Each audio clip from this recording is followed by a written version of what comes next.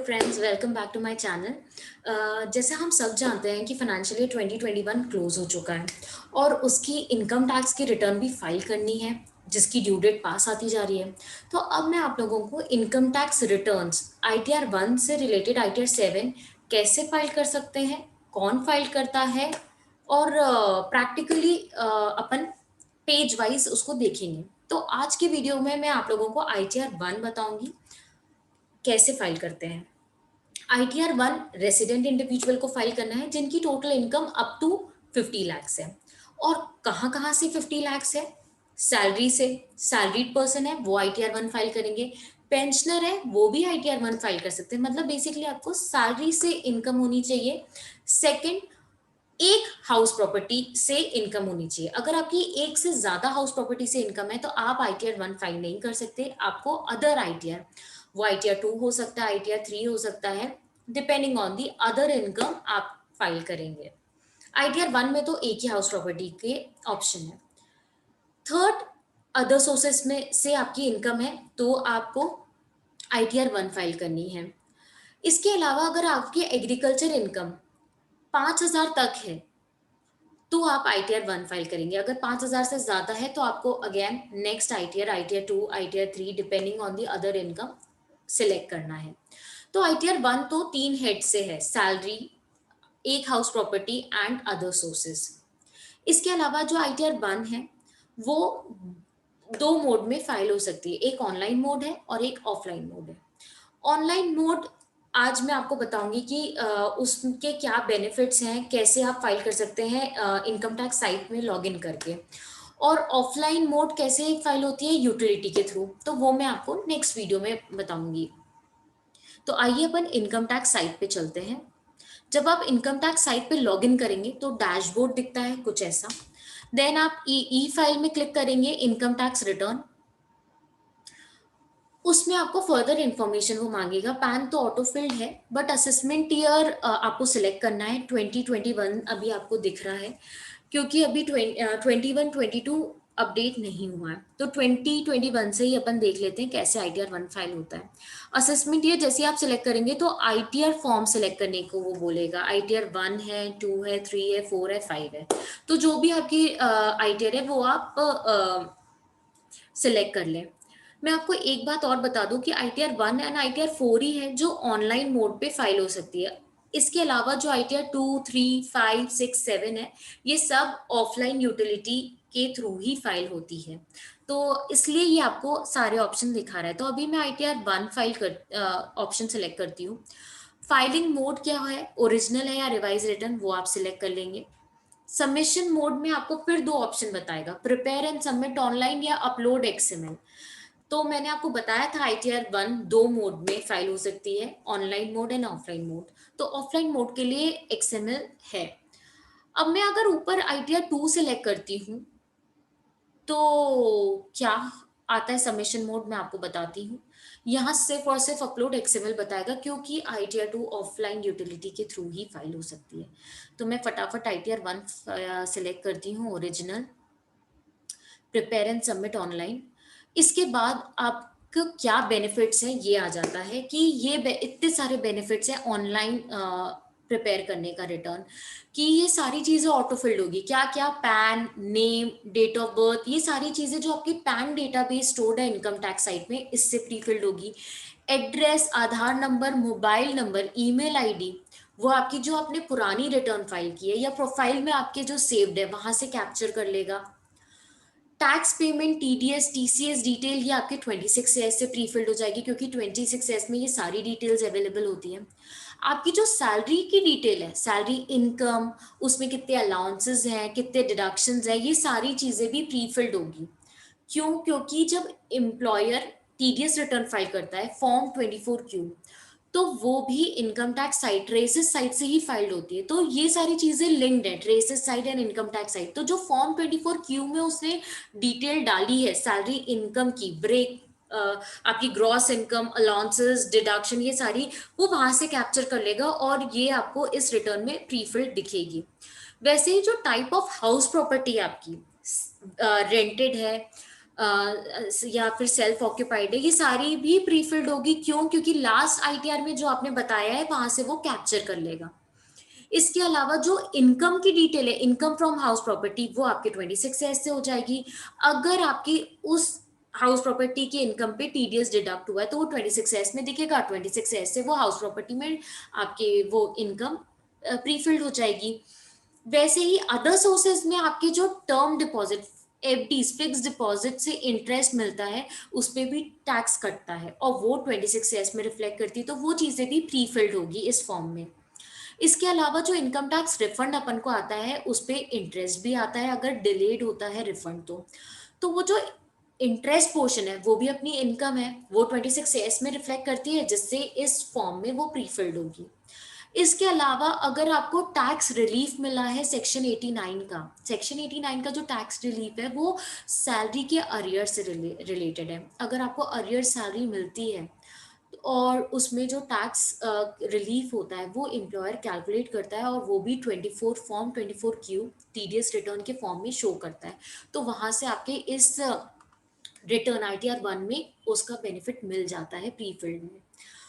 इसके अलावा जो बैंक डिटेल्स हैं वो भी आपकी ऑटो फिल्ड होगी, क्योंकि प्रीवियस आईटीआर में जो आपने डिटेल डाली है या ई फाइलिंग पोर्टल में जो बैंक अपन प्री वैलिडेट करते हैं उसमें भी बैंक डिटेल्स जाती है, तो वहां से वो कैप्चर कर लेगा।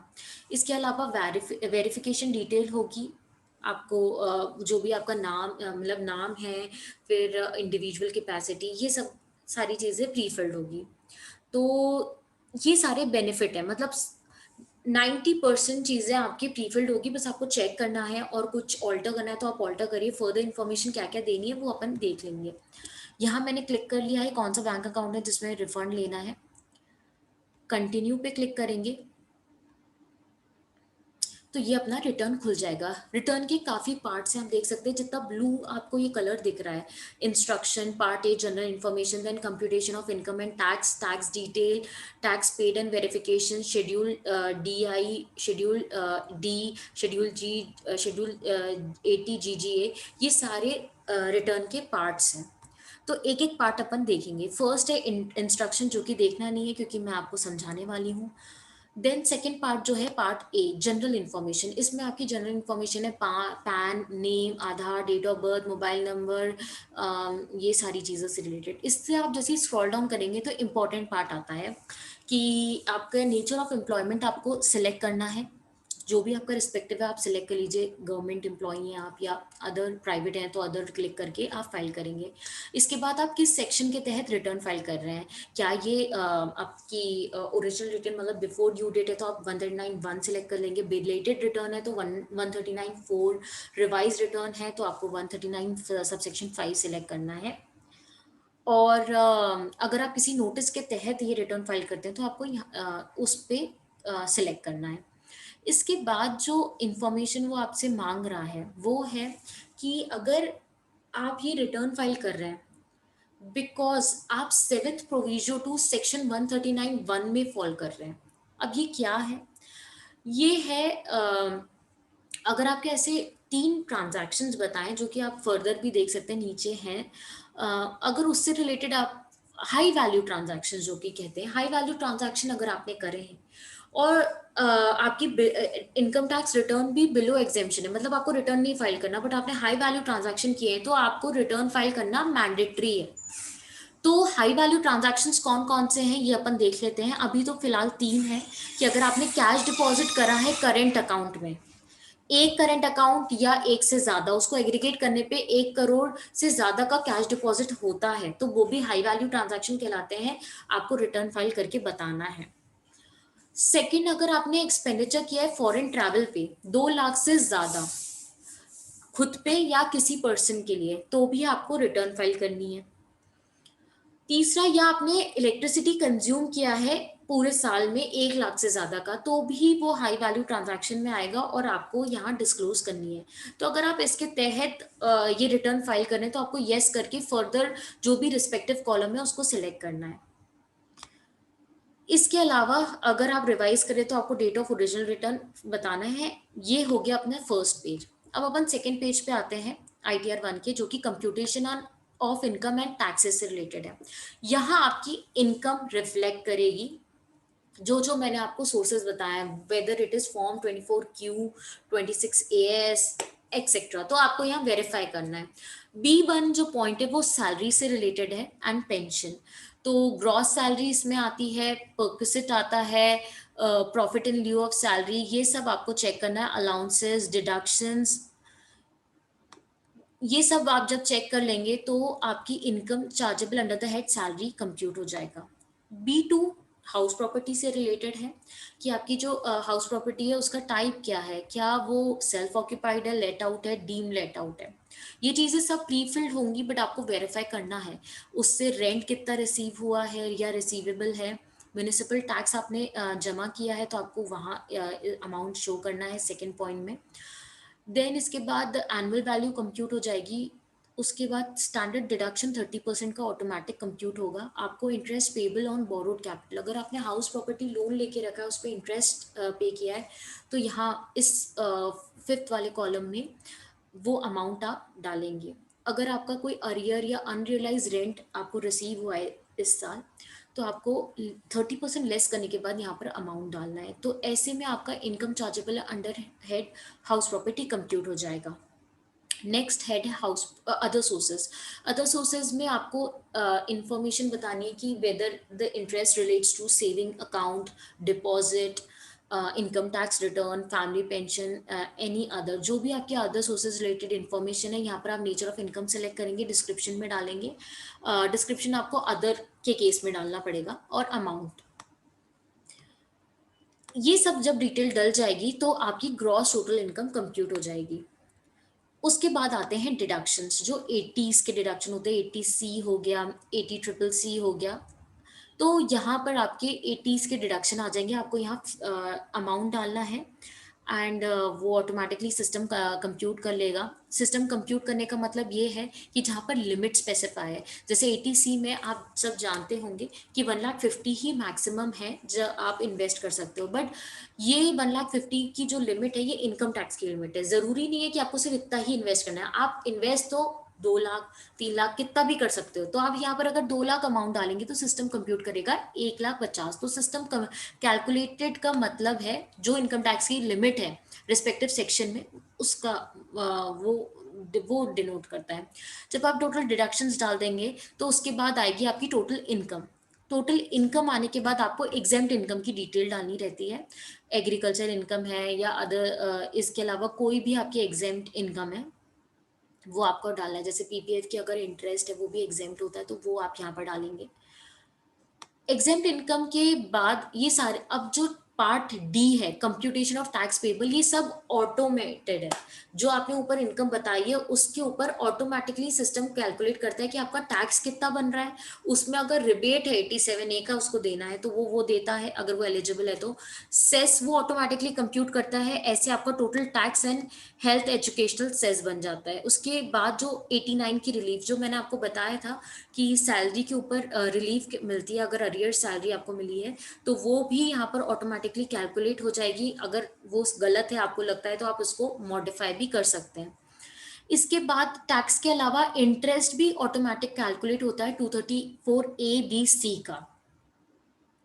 फीस भी ऑटोमेटिकली कैलकुलेट होगी 234F, ये सब फ्रीज्ड है। फिर जब टैक्स कंप्यूट हो जाता है, आप एरो पे क्लिक करेंगे तो वो नेक्स्ट पेज पे ले जाएगा, जो कि है टैक्स डिटेल से रिलेटेड। जहां जहां से भी हमारा टैक्स कटा है या मैंने जमा करा है वो सब इस पेज में रिफ्लेक्ट करेगा। सैलरी से जब टीडीएस कटता है फॉर्म 16 में जो रिफ्लेक्ट करता है, 26AS में भी करता है, तो वहाँ 26S से लिंक होके यहाँ पर आपकी इन्फॉर्मेशन आ जाएगी सैलरी से कितना टीडीएस कटा है। वैसे ही अदर देन टीडीएस से रिलेटेड सैलरी की डिटेल आ जाएगी। उसके बाद टीसीएस से रिलेटेड आ जाएगी। जैसे मैं स्क्रॉल डाउन कर रही हूँ ये आता जा रहा है टीसीएस।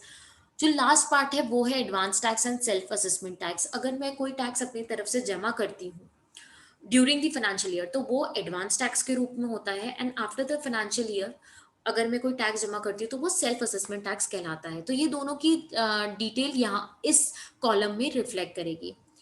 फिर आप नेक्स्ट एरो पे क्लिक करेंगे तो ये फाइनल अपने रिटर्न का पार्ट है। इसके बाद जो शेड्यूल्स हैं वो मैं आपको एक्सप्लेन करूंगी क्या है, वो अपने सिर्फ इंफॉर्मेशन पर्पस के लिए। Tax paid and verification. Tax paid जो अपने प्रीवियस पेज में आया टैक्स कंप्यूटेड एंड पेड, उसको जब कंपेयर करके यहाँ आपको पता चल जाएगा कि एक्स्ट्रा आपको पे करना है या आपका रिफंड आ रहा है या फिर आपका कुछ भी नहीं है, तो 0-0 आ जाएगा। इसके बाद आपकी बैंक डिटेल्स शो होगी, आपको सिलेक्ट करना है कि कौन से अकाउंट में आपको रिफंड चाहिए अगर रिफंड बन रहा है तो। इसके बाद वेरिफिकेशन है जिसमें नाम और आपके फादर का नाम ऑटोमेटिकली शो होगा। आपको सिर्फ अपनी कैपेसिटी सिलेक्ट करनी है कि आप सेल्फ हैं, आप अपनी खुद की रिटर्न फाइल कर रहे हैं, आप एज एन रिप्रेजेंटेटिव फाइल कर रहे हैं, वो आपको सिलेक्ट करना है, प्लेस बताना है। और उसके बाद आपको वेरिफिकेशन ऑप्शन सिलेक्ट करना है कि आप आधार ओटीपी से करना चाहते हैं रिटर्न ई वेरीफाई, या फिर आप बैंक प्री वैलिडेट करके वहां से ओटीपी जनरेट करेंगे, या फिर आप 120 दिन के अंदर अंदर ई वेरीफाई करने वाले हैं, या फिर आप बैंगलोर भेजेंगे थ्रू स्पीड पोस्ट, ये आपको सिलेक्ट करना पड़ेगा। अब इसके अलावा जो शेड्यूल है मैं आपको फटाफट समझा देती हूँ। ये जो शेड्यूल डी आई है, ये एक्स्ट्रा शेड्यूल इंसर्ट करा गया है। क्यों? क्योंकि ये जो मैं आपको रिटर्न समझा रही थी फाइनेंशियल ईयर 1920 से रिलेटेड है। फाइनेंशियल ईयर 1920 का आप सब जानते हैं लास्ट ईयर अपना 2020 बहुत टफ रहा है। लॉकडाउन के कारण काफ़ी लोगों ने इन्वेस्टमेंट नहीं कर पाए, तो इन्वेस्टमेंट की जो डिटेल जो आपकी डेट थी वो एक्सटेंड कर दी थी 31 मार्च से 31 जुलाई कर दी थी 2020। तो अगर उस पीरियड में किसी व्यक्ति ने इन्वेस्टमेंट किया है 1920 से रिलेटेड, तो उनको ये डिटेल यहाँ इस कॉलम में डालनी थी, तो ये एक्स्ट्रा कॉलम ऐड करा गया था। जो 80 डी शेड्यूल है, उसमें आप अगर आपने इन्वेस्टमेंट करा है मेडिक्लेम से रिलेटेड, तो आपको इस शेड्यूल में फर्दर डिटेल बतानी पड़ती है कि जो ये आपने मेडिक्लेम पॉलिसी ली है, कि अगर वो सीनियर सिटीजन से रिलेटेड है तो आपको वो बताना है, या आपने अपने पेरेंट्स के लिए लिया है जो कि सीनियर सिटीजन है, तो आपको ये कॉलम फिल करना है। इसके अलावा आपने अगर डोनेशन करा है, 80G का बेनिफिट आप ले रहे हैं आप अपनी रिटर्न में, तो डोनेशन कहाँ किया है, name of the Downey, address, pan number of the Downey, amount कितना किया है, ये सब आपको यहाँ फिल करना है। अब ये डिटेल आप कैसे फिल करेंगे? आपके पास रिसीट होगी डोनेशन की, उस रिसीट में ये तक मेंशन किया जाता है कि आपका ये जो डोनेशन है ये 100% एलिजिबल है या 50% एलिजिबल है। तो आपको अकॉर्डिंगली उस कॉलम में डालना है। अगर 100% है तो 100% की जगह पे, 50% है तो 50% की जगह पे। वैसे ही जो नेक्स्ट शेड्यूल है वो भी एक इंफॉर्मेशन से रिलेटेड है। अगर साइंटिफिक रिसर्च और रूरल डेवलपमेंट के आपने डोनेशन किया है, तो आपको same name of the Downey, pan, address of the Downey, amount, ये सब आपको बताना पड़ेगा। तो होप आपको आईटीआर वन ऑनलाइन कैसे फाइल करता है आपको समझ आ गया होगा। अब मैं आपको यूटिलिटी से रिलेटेड अपने नेक्स्ट वीडियो में बताऊंगी। तो तब तक के लिए थैंक यू।